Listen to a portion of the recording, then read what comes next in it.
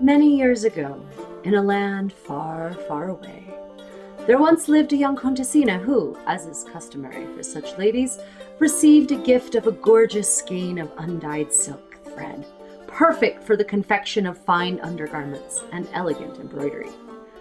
In her rash enthusiasm to create, she located an end and hastily started tugging.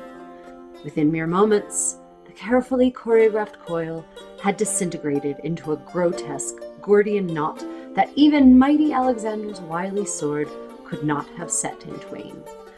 A metaphor-laden monstrosity worthy of display in any gallery of modern art. To this very day, she is still harvesting lengths of thread from the tumultuous tangle, hopeful that, someday, the last shall be consumed and her penitential labor may find its end. These days, our more mature Contessa regularly requisitions large quantities of silk floss to satisfy her voracious appetite for silk embroidery and narrow-wear weaving. And in the intervening years, she has learned the wisdom of the swifter and the winder, of the bobbin, and of clever storage methods, of leveraging the labor of others.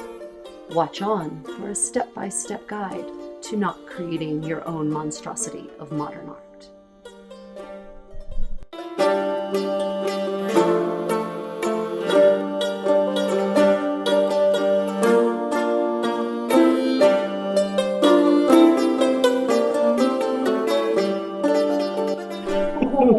For now.